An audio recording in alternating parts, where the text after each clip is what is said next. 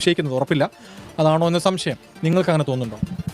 എനിക്ക് 12 വർഷമായിട്ട് പോലീസുകാർ അന്വേഷിച്ചിട്ട് എവിടെയും കാണാതെ ആയപ്പോൾ അവർ പരമാവധി അന്വേഷിച്ച് നോക്കി, എവിടെയും കണ്ടിട്ടില്ല. എൻ്റെ പേര് സിജോ അല്ലെന്നാണ് എൻ്റെ വിശ്വാസം. സിജോയുടെ ഭാര്യ സഹോദരനാണ് ഈ പള്ളിയിലെ കൈക്കാരൻ എന്നതും സംശയം ബലപ്പെടുത്തുന്നതായി ഇവർ പറയുന്നു. അന്വേഷണത്തിന്റെ ഭാഗമായി ഇയാളുടെ മൊഴി നേരത്തെ രേഖപ്പെടുത്തിയിരുന്നു. മദ്യപിച്ച് കഴിഞ്ഞിട്ടുണ്ടെങ്കിൽ ഇച്ചിരി ദേഷ്യമുണ്ട്, അല്ലാതെ വേറെ കുഴപ്പം കൂട്ടുകെട്ട് അങ്ങനെയൊന്നുമില്ല. നല്ല സ്വഭാവമൊക്കെ ആയിരുന്നു. 2020 വിലങ്ങാടുള്ള ബന്ധുക്കൾ അന്വേഷിച്ചപ്പോൾ 3 വർഷം മുൻപ് ഭാര്യ വീട്ടിൽ വാക്കേറ്റമുണ്ടായെന്നും കടയിലേക്ക് പോകുന്നതായി സിജോ പറഞ്ഞെന്നുമാണ് ബന്ധുക്കൾക്ക് ലഭിച്ച വിവരം. സിജോയുടെ ഭാര്യ സഹോദരനാണ് ഈ പള്ളിയിലെ കൈക്കാരൻ എന്നതും സംശയം ബലപ്പെടുത്തുന്നതായി ഇവർ പറയുന്നു. Welcome back. വാണിയപ്പാറ പള്ളി സെമിത്തേരിയിലെ ദുരൂഹതയുമായി ബന്ധപ്പെട്ട് ഒരുപാട് വീഡിയോസ് കുറച്ച് ദിവസങ്ങളിലായിട്ട് ഇങ്ങനെ വന്നുകൊണ്ടേയിരിക്കുന്നു. ഇതുമായി ബന്ധപ്പെട്ട് ഈ കല്ലറ പൊളിച്ച് പരിശോധിക്കാൻ വേണ്ടിയുള്ള ഓർഡർ കിട്ടിയിരിക്കുന്നു. അതിലേക്ക് കടന്നു എന്നാണ് മനസ്സിലാക്കാൻ സാധിക്കുന്നത്. ഇന്ന് രാവിലെ ഈ സംശയിക്കുന്ന, അതായത് പരാതി ഉന്നയിച്ച സിജോസ് കറിയുടെ ഭാര്യ നിഖിലയുടെ ഒരു ഇന്റർവ്യൂ വന്നിട്ടുണ്ട്. അവരുടെ ഒരു സംസാരം കണ്ടപ്പോൾ ഏറെക്കുറെ സംശയം മാത്രമുണ്ടായിരുന്ന ഈ ഒരു കേസിൽ 99% ഈ കല്ലറയിലുള്ളത് സിജോസ് കറി എന്ന് പറയുന്ന ഈ ചെറുപ്പക്കാരനാണ് എന്നുള്ള കാര്യത്തിൽ യാതൊരു തർക്കവും എനിക്കില്ല. അത് എന്തുകൊണ്ടാണ്, ഏതൊക്കെ സാധ്യതകളാണ് അതിലേക്ക് വിരൽ ചൂണ്ടുന്നത്? അതായത് ധാരാളം തെളിവുകൾ പ്രത്യക്ഷത്തിൽ തന്നെ, അതായത് ഇവരുടെയൊക്കെ സംസാരത്തിൽ നിന്ന് തന്നെ ധാരാളം തെളിവുകൾ ലഭിച്ചിട്ടുണ്ട്. എന്നിട്ട് എന്തുകൊണ്ടാണ് പോലീസ് ആദ്യഘട്ടങ്ങളിൽ ഇത് എഴുതിത്തള്ളാൻ ശ്രമിച്ചത്? അല്ലെങ്കിൽ കല്ലറയിൽ കണ്ടത് സ്വാഭാവികമായ ജെയിംസ് എന്ന് പറയുന്ന 2015 അടക്കിയ ഒരാളുടെ മൃതദേഹമാണെന്ന് പറഞ്ഞ് ഇത് എഴുതിത്തള്ളാൻ ശ്രമിച്ചത് എന്താണെന്ന് എത്ര ആലോചിച്ചിട്ട് മനസ്സിലാകുന്നില്ല. അടിമുടി ദുരൂഹത ഉണർത്തുന്ന ഒരു സംഭാഷണമാണ് ഭാര്യയുടെ ഭാഗത്തു നിന്ന് ഉണ്ടായിരിക്കുന്നത്. നമുക്കത് കണ്ടതിന് ശേഷം വ്യക്തമായി ഈ ഒരു വീഡിയോ പൂർണ്ണമായി കാണുമ്പോഴത്തേന് നിങ്ങൾക്ക് ഒരുപാട് സംശയം തോന്നിയേക്കാം. അതെന്താണെന്നുള്ള കാര്യം നിങ്ങൾ കമൻറ്റ് ചെയ്യുക. ഇതിൽ അടിമുടി ദുരൂഹത ഉണ്ടെന്ന് മാത്രമല്ല 100% ഇത് ഈ പയ്യൻ്റെ ആണെന്ന് ഉറപ്പിക്കും. ഈ സിജോയുടെ പെരുമാറ്റം എങ്ങനെയായിരുന്നു? പൊതുവെ എല്ലാവർക്കും ശാന്തനായ നല്ല സ്വഭാവക്കാരനായിരുന്നു. പക്ഷേ മദ്യപിച്ച് കഴിഞ്ഞിട്ടുണ്ടെങ്കിൽ ഇച്ചിരി ദേഷ്യമുണ്ട്, അല്ലാതെ വേറെ കുഴപ്പം കൂട്ടുകെട്ട് അങ്ങനെയൊന്നുമില്ല. നല്ല സ്വഭാവമൊക്കെ ആയിരുന്നു. ആൾ അധ്വാനിച്ച് ജോലി ചെയ്യുന്ന ഒരാളായിരുന്നു. എല്ലാ പണിയും ചെയ്യുന്നത്. സിജോയുടെ പെരുമാറ്റ രീതി വളരെ നല്ല പെരുമാറ്റമാണ്. അധ്വാനിച്ച് ജോലി ചെയ്യുന്ന ഒരു വ്യക്തിയാണ്. പക്ഷെ മദ്യപിച്ച് കഴിഞ്ഞാൽ വളരെ റോങ് ആയിട്ട് പെരുമാറുന്ന ഒരു ചെറുപ്പക്കാരനായിരുന്നു. ചെറിയ പ്രായമാണ്. വീട്ടിൽ പ്രശ്നങ്ങളുണ്ടാക്കി, വീട്ടിൽ സ്വന്തം അപ്പനുമായിട്ട് വഴക്കുണ്ടാക്കിയതിന് ശേഷം ഭാര്യ വീട്ടിലേക്ക്, കോഴിക്കോട് നിന്ന് കണ്ണൂരിലേക്ക് ഈ പറഞ്ഞ വീട്ടിലേക്ക് പോകുന്നു. ഈ 12 വർഷം മുൻപ് നടന്ന സംഭവങ്ങൾ എന്തായിരുന്നു?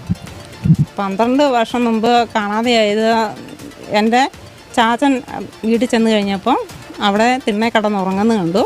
അത് കഴിഞ്ഞിട്ട് പിന്നെ വിളിച്ചു കഴിഞ്ഞ് മിണ്ടാതെ ആയപ്പോൾ അയലോകത്തെ വീട്ടിൽ ചെന്ന് പറഞ്ഞ് മിണ്ടുന്നില്ലെന്ന് പറഞ്ഞപ്പം അപ്പം കുടിച്ചിട്ട് കിടക്കുന്നതായിരിക്കും, അതുകൊണ്ട് ചേട്ടൻ വിളിക്കണ്ട, പൊക്കോളാൻ പറഞ്ഞു വിട്ടു. അതായത് സിജോ ഇവരുടെ വീട്ടിൽ നിൽക്കുമ്പം അവിടെ വഴക്കുണ്ടാക്കി, അവിടെ നിന്നും സിജോ വീണ്ടും മടങ്ങി തിരിച്ച് സിജോയുടെ വീട്ടിലെത്തിയെന്നാണ് ഇവർ പറയുന്നത്. സിജോയുടെ വീട്ടിൽ വീണ്ടും തിരക്കി. ചാച്ചെന്ന് പറയുന്നത് ഈ സ്ത്രീയുടെ അപ്പൻ വന്നപ്പോൾ സിറ്റൗട്ടിൽ കിടക്കുന്നു. അത് കണ്ടിട്ട് അയൽവക്കത്തുള്ള വീട്ടുകാരോട് പോയി ചോദിച്ചെന്നാണ് പറയുന്നത്. സ്വന്തം വീട്ടിലുള്ള ആൾക്കാരോട്, സിജോയുടെ വീട്ടിൽ മറ്റാളുകൾ ഉണ്ട്, അവരോട് ചോദിക്കാതെ അയൽവക്കത്ത് പോയി ചോദിച്ച് എന്താണ് ഇങ്ങനെ കിടക്കുന്നതെന്ന്. അതായത് അയൽവക്കക്കാർ കണ്ടിട്ടില്ല സിജോ അവിടെ കിടക്കുന്നോ ഇല്ലയോ എന്നുള്ള കാര്യം, അവർ വിറ്റ്നസ് അല്ല. അവരോട് പോയി ചോദിക്കുമ്പോൾ അവർ പറയുന്നു അത് കുടിച്ചിട്ട് കിടക്കുന്നതായിരിക്കുമെന്ന് പറഞ്ഞ് തിരിച്ചു പോയി എന്നാണ് പറയുന്നത്. അതായത് സിജോ അവരുടെ വീട്ടിൽ മടങ്ങിയെത്തിയെന്ന് മറ്റുള്ളവരെ തെറ്റിദ്ധരിപ്പിക്കാൻ വേണ്ടി ചാച്ചെന്ന് പറയുന്ന ഇദ്ദേഹം ചെയ്ത ഒരു ആസൂത്രിതമായ ഒരു പരിപാടി ആയിരുന്നു എന്ന് സംശയിക്കേണ്ടിയിരിക്കുന്നു. ഇപ്പോൾ ഈ കല്ലറയുമായി ബന്ധപ്പെട്ടൊരു പ്രശ്നം ഉയർന്നു വന്നപ്പോൾ ബന്ധുക്കൾ വീണ്ടും ആ പരാതിയുമായി മുമ്പോട്ട് വന്നിരിക്കുകയാണ്. അത് സിജോ ആണോ ഈ കല്ലറയിൽ കാണുന്ന മൃതദേഹം എന്ന് സംശയിക്കുന്നത് ഉറപ്പില്ല. അതാണോ എന്ന സംശയം നിങ്ങൾക്ക് അങ്ങനെ തോന്നുന്നുണ്ടോ? എനിക്ക് 12 വർഷമായിട്ട് പോലീസുകാർ അന്വേഷിച്ചിട്ട് എവിടെയും കാണാതെ ആയപ്പോൾ അവർ പരമാവധി അന്വേഷിച്ച് നോക്കി, എവിടെയും കണ്ടിട്ടില്ല. എൻ്റെ പേര് സിജോ അല്ലെന്നാണ് എൻ്റെ വിശ്വാസം. ഭാര്യയുടെ ആ ഒരു സ്റ്റേറ്റ്മെന്റ് നോക്കുക. ഇത്രയും വൈരുദ്ധ്യാത്മകമായ ഒരു സ്റ്റേറ്റ്മെന്റ്. അതായത് 12 വർഷമായിട്ട് തൻ്റെ ഭർത്താവിനെ അന്വേഷിക്കാൻ ഈ സ്ഥലമില്ല. അന്യ സംസ്ഥാനങ്ങളിലേക്ക് പോലും തീർച്ചയായും അന്വേഷിച്ചിട്ടുണ്ടാവാം. ഇത്തരം മിസ്സിംഗ് കേസുകളിൽ അന്യ സംസ്ഥാനത്ത് പോലും അന്വേഷിക്കും. സിജോയെ സംബന്ധിച്ച് മറ്റു ഭാഷകൾ പരിചയമില്ലാത്തൊരു വ്യക്തിയാണെന്ന് പറയുന്നു. അന്യ സംസ്ഥാനങ്ങളിൽ പോകാനുള്ള യാതൊരു സാധ്യതയുമില്ല. അത്തരത്തിൽ ഒരു വ്യക്തി 12 കൊല്ലമായിട്ട് കാണാതായിട്ട് ഇത്തരത്തിലൊരു സംശയം ഉണ്ടാകുന്നു, കല്ലറയിൽ സിജോയുടെ ബോഡിയാണോ എന്ന് സംശയം ഉണ്ടാകുമ്പോൾ അതിന് സാധ്യതയില്ല എന്ന് പറയുന്നൊരു ഭാര്യ. അത് ഏറെ വിചിത്രമാണ്. ഈ ഒരു കേസിൽ ഈ ഒരു സ്റ്റേറ്റ്മെൻറ്റ് ഏറെ വിചിത്രമാണ്. അതായത് അവിടെ സംശയമാണ് ഉണ്ടാവേണ്ടത്. സ്വാഭാവികമായ ഒരാൾക്ക് 12 കൊല്ലമായി അന്വേഷിച്ചിട്ട് ഒരു എത്തും പിടിയും കിട്ടിയില്ല, ഒരു മനുഷ്യൻ മിസ്സിംഗ് ആയിട്ട്. അത്തരത്തിൽ ഒരു സംശയം ഈ പറഞ്ഞ പള്ളിക്കാരും ഒക്കെ ഉന്നയിക്കുമ്പോഴത്തേന് അത് നമുക്ക് സംശയമുണ്ടെന്ന് പറയേണ്ടിയിരുന്ന ആൾ, അത്തരത്തിൽ യാതൊരു സംശയം ഈ ഒരു സ്ത്രീക്ക് ഉണ്ടാകുന്നില്ല എന്നുള്ളതും ഏറെ ഞെട്ടലുളവാക്കുന്ന സംഭവം തന്നെയാണ്. ഒടുവിൽ കാണാതാവുന്ന സമയത്ത് 2 മാസം ഇവിടെ വന്ന് താമസിച്ചിരുന്നല്ലോ. ഇങ്ങോട്ട് വരാനുള്ള കാര്യം എന്തായിരുന്നു? അവിടെ ഈ മദ്യപാനം കൂടിക്കഴിഞ്ഞപ്പോൾ എവിടെയും പണിയില്ല, അങ്ങനെയായി കഴിഞ്ഞപ്പം എൻ്റെ വീട്ടിലേക്ക് കൂട്ടിക്കൊണ്ട് പോകുന്നതാണ്. മദ്യപാനം കുറയ്ക്കാൻ വേണ്ടി 2 മാസം കഴിഞ്ഞപ്പം വീട്ടിലേക്ക് പോയതാണ്. അവിടെ ഒന്ന് പോയി നോക്കിയിട്ട് വരാമെന്ന് പറഞ്ഞ് പോയതാണ്. പിന്നെ തിരിച്ച് വരാത്തപ്പോഴാണ് എൻ്റെ ചാച്ചൻ അന്വേഷിച്ച് ചെല്ലുന്നത്. പിന്നെ ഇങ്ങനെ ജീവിച്ചിരിപ്പം ഉണ്ടായിരിക്കും എന്നുള്ള വിശ്വാസമായിരുന്നു. അവിടെ കാരണന്മാരുടെ അടുത്തോട്ടാണല്ലോ ചെന്നത്. എന്നാലിപ്പോൾ അവിടെ കാണുമെന്നാണ് വിചാരിച്ചത്. പിന്നെ ഇങ്ങനെ കാണാതെ ഇങ്ങനെ നഷ്ടപ്പെട്ടു പോയെന്ന് വിശ്വസിക്കാൻ പറ്റിയില്ല. പിന്നെ കുറേ വർഷങ്ങൾക്ക് ശേഷവും അന്വേഷണം തുടങ്ങി. ഈ കല്ലറയുമായി ബന്ധപ്പെട്ട പ്രശ്നങ്ങൾ ഉയർന്നു വന്നപ്പോൾ ഇപ്പം നിങ്ങൾ ഈ ഇടവക അംഗം കൂടിയാണ്. അപ്പോൾ തോന്നിയത് എന്താണ്? അത് ആരെങ്കിലും കൊണ്ടുപോയി വേറെ ആളെ ഇട്ട് ചതിച്ചതായിരിക്കുമെന്നാണ് എൻ്റെ വിശ്വാസം. പിന്നെ നോക്കുക എന്നല്ലാതെ എനിക്കൊന്നും പറയാനില്ല. അടുത്ത ഏറ്റവും വലിയ വൈരുദ്ധ്യം, അതായത് ഈ പള്ളിയിലെ കൈക്കാരനായിട്ട് ഇപ്പോഴും വർത്തിക്കുന്നത് ഈ സ്ത്രീയുടെ, അതായത് സിംഗ് ആയി എന്ന് പറയുന്ന സിജോ സ്കറിയയുടെ അളിയനാണ്. ആ അളിയനാണ് അന്നോട്ട് ഇന്നേ വരെ ഇവിടുത്തെ ഒരു കൈക്കാരൻ എന്ന് പറയുന്നത്. അപ്പോൾ ആ ഒരു കൈക്കാരൻ അവിടെ ഉള്ളപ്പോൾ ഈ പള്ളിയിൽ മറ്റൊരാളുടെ കടന്നുകയറ്റം ചതിക്കാൻ വേണ്ടി മറ്റൊരാൾ ചെയ്തു എന്ന് പറയുന്നത് വലിയ ദുരൂഹതയാണ്. ഇവിടെ ഏറ്റവും അധികം സാധ്യത ഇവരിലേക്ക് വിരൽ ചൂണ്ടാനുള്ള പ്രധാന കാരണം ഈ പള്ളിയിലെ കൈക്കാരനായി ഈ ഒരു അളിയൻ, അതായത് ഈ സ്ത്രീയുടെ ആങ്ങള ഉണ്ട് എന്നുള്ളതാണ് ഏറ്റവും വലിയ സംശയമുനയിൽ ഇവരെ നിർത്തുന്നത്. ഇനി സിജോയുടെ വീട്ടുകാരുടെ ഭാഷ്യം അതുകൂടെ നമ്മൾ ശ്രദ്ധിക്കുക. ആ ഒരു വൈരുദ്ധ്യം നോക്കുക. 7 വർഷം മുൻപാണ് വിലങ്ങാട് സ്വദേശിയായ സിജോയെ കാണാതാകുന്നത്. പിതാവുമായുണ്ടായ നിസ്സാര പ്രശ്നത്തിനെ തുടർന്ന് സിജോയും കുടുംബവും കണ്ണൂർ വാണിയമ്പാറയിലെ ഭാര്യ വീട്ടിലേക്ക് താമസം മാറിയിരുന്നു. ഇവിടെ വെച്ചാണ് സിജോയെ കാണാതാകുന്നത്. 2020 വിലങ്ങാടുള്ള ബന്ധുക്കൾ അന്വേഷിച്ചപ്പോൾ 3 വർഷം മുൻപ് ഭാര്യ വീട്ടിൽ വാക്കേറ്റമുണ്ടായെന്നും കടയിലേക്ക് പോകുന്നതായി സിജോ പറഞ്ഞെന്നുമാണ് ബന്ധുക്കൾക്ക് ലഭിച്ച വിവരം. ബന്ധുക്കൾ അന്വേഷിച്ചപ്പോൾ സിജോ ഭാര്യ വീട്ടിൽ വെച്ച് വാക്കേറ്റം ഉണ്ടായിട്ട് അവിടെ നിന്ന് തിരിച്ച് കടയിലേക്ക് പോയിരുന്നു എന്നുള്ളൊരു മൊഴി സിജോ പറഞ്ഞതായി, മറ്റൊരാൾ പറഞ്ഞ മൊഴിയല്ല, സിജോ പറഞ്ഞതായി ദൃക്സാക്ഷികളുടെ മൊഴിയുണ്ട്. അതായത് അവിടെ പ്രശ്നങ്ങൾ ഉണ്ടായെന്ന് വളരെ വ്യക്തമായി സിജോ മറ്റുള്ളവരെ അറിയിച്ചിരുന്നു. അതിനുശേഷമാണ് സിജോയെ കാണാതാവുന്നത്. അതായത് അന്നേ ദിവസം ഒരുപക്ഷെ സിജോ കൊല്ലപ്പെട്ടിട്ടുണ്ടാവാം. അന്നേ ദിവസം കൊല്ലപ്പെട്ടതിന് ശേഷം ആ ഒരു പിക്ചർ നിങ്ങൾ നോക്കുക. അതായത് സാധാരണ നിലയ്ക്ക് ഒരു പള്ളിയിലും, ലോകത്ത് ഒരു പള്ളിയിലും, കേരളത്തിൽ ഒരു പള്ളിയിലും, ഇന്ത്യയിൽ ഒരു പള്ളിയിലും ഈ രീതിയിൽ പലരും സംശയിക്കുന്ന ഒരു കാര്യം, ഈ രീതിയിൽ ഒരു ബോഡി മറവ് ചെയ്യാറില്ല. സാധാരണ നിലയ്ക്ക് ഒരു പായിൽ കെട്ടി ആ ഒരു 2 ഷാള് പോലുള്ള നമ്മൾ വീട്ടിലൊക്കെ യൂസ് ചെയ്യുന്ന കർട്ടനോ ഷാളോ അത്തരം ഒരു മെറ്റീരിയൽ കൊണ്ട് കെട്ടിയതിന് ശേഷം ഇത് കൊണ്ടുപോയി ഡിസ്പോസ് ചെയ്തിരിക്കുകയാണ്.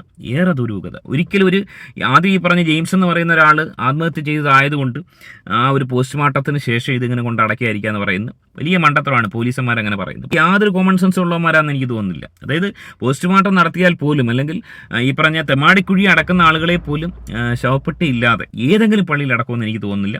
മാത്രമല്ല ഒരു കല്ലറയെ തന്നെ അടക്കുന്നത് നേരത്തെ അടക്കിയിട്ടുണ്ടെങ്കിൽ അത് എല്ലാം ഡിസ്പോസ് ചെയ്തതിന് ശേഷം അതിൻ്റെ മേലിൽ അറക്കപ്പൊടി ഇട്ട് വൃത്തിയാക്കിയിട്ടാണ് ഏതൊരു പള്ളിയിലും. ആ ഒരു പ്രക്രിയ ഇല്ലാതെ ഏതെങ്കിലും പള്ളിക്കാർ ചെയ്യുമെന്ന് എനിക്ക് തോന്നുന്നില്ല. കല്ലറയുടെ നമ്പർ മാറ്റമൊന്നും ഇതിനെ ബാധിക്കുന്ന കാര്യമില്ല. അതായത് ഒരു ക്രൈം നടന്നിരിക്കുന്നു എന്ന് വ്യക്തമാണ്. ഒരു ക്രൈം നടന്നിരിക്കുന്നു, അത് സിജോ സ്കറിയ ആവാനുള്ള എല്ലാ സാധ്യതയുണ്ടെന്നുള്ളത്. അതായത് അന്നേ ദിവസം രാത്രി ഒരുപക്ഷെ സിജോ സ്കറിയ മൂലമോ ഒരുപക്ഷെ ഒരു കയ്യബദ്ധം സംഭവിച്ചു മരണപ്പെടുന്നു. ആ മരണപ്പെട്ട ആ ഒരു സംഭവം മറയ്ക്കാൻ വേണ്ടി അതെങ്ങനെ മറവ് ചെയ്യാമെന്നുള്ളൊരു ചിന്ത വന്നപ്പോൾ സ്വാഭാവികമായിട്ട് ഈ പറഞ്ഞ പള്ളിയിലെ കാര്യക്കാരനായതുകൊണ്ട് ആ ഒരു പള്ളിയുടെ ഘടന, സെമിത്തേരിയുടെ ഘടനയൊന്ന് ശ്രദ്ധിക്കുക. പുറത്തുനിന്ന് ഒരാൾക്ക് കാണാനോ കയറി ചെല്ലാനോ പറ്റാത്ത നല്ല ബന്ധമുള്ള ഒരു സെമിത്തേരിയാണ്.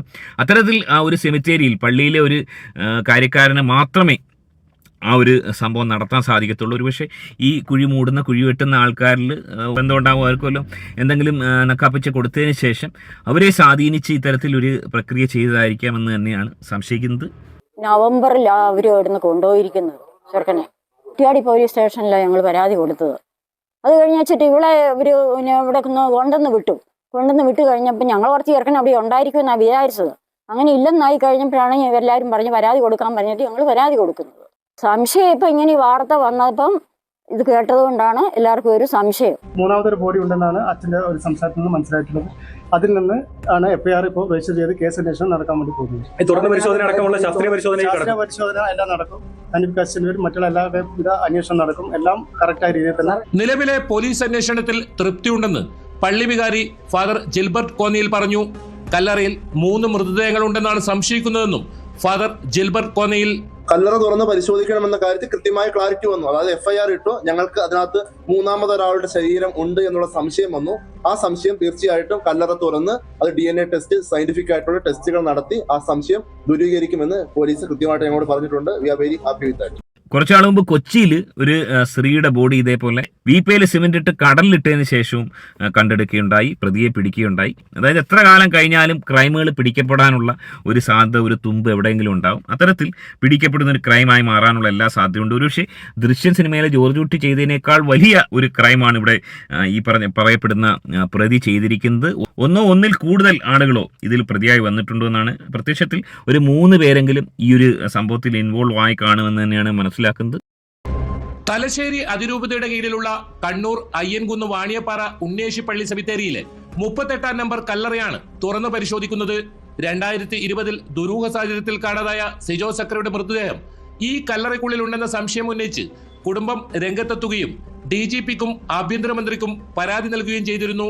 ഇതിന് പിന്നാലെയാണ് കല്ലറ തുറക്കാനുള്ള തീരുമാനം. കണ്ണൂർ, കോഴിക്കോട് റൂറൽ SP-മാർക്കാണ് അന്വേഷണ ചുമതല. കല്ലറ തുറക്കുന്നതിന് മുന്നോടിയായി ഉന്നത പോലീസ് ഉദ്യോഗസ്ഥരെത്തി പള്ളി വികാരിയും പള്ളി കമ്മിറ്റി ഭാരവാഹികളുമായി ചർച്ച നടത്തി. കല്ലറയ്ക്കുള്ളിൽ DNA ഫലം അനുകൂലമാണെങ്കിൽ തീർച്ചയായും അത് വൈഫിലേക്കും ആങ്ങളയിലേക്കും അളിയനിലേക്കും തന്നെയായിരിക്കാം നീങ്ങുന്നത്. ഇവരെ നല്ല രീതിയിൽ ചോദ്യം ചെയ്യുകയാണെങ്കിൽ മണി പോലെ എല്ലാ സത്യങ്ങളും പുറത്തു വരാനുള്ള സാധ്യതയുണ്ട്. ഒരു സംഭവം നിങ്ങൾക്ക് എങ്ങനെയാണ് തോന്നുന്നത്? നിങ്ങളുടെ അഭിപ്രായം എന്താണ്? നിങ്ങളുടെ അഭിപ്രായം കമന്റ് രേഖപ്പെടുത്തുക. അതേ വീഡിയോ കാണുന്ന ഒരു വീഡിയോ ഒന്ന് ലൈക്ക് ചെയ്ത് ചാനൽ സബ്സ്ക്രൈബ് ചെയ്ത് വീഡിയോ ഒന്ന് ഹൈപ്പ് ചെയ്ത് ഫേസ്ബുക്കിൽ കാണുന്ന ഒരു പേജ് ഒന്ന് ഫോളോ ചെയ്ത് കാണുക. മറ്റൊരു വീഡിയോ ആയിട്ട് കാണാം. ബൈ.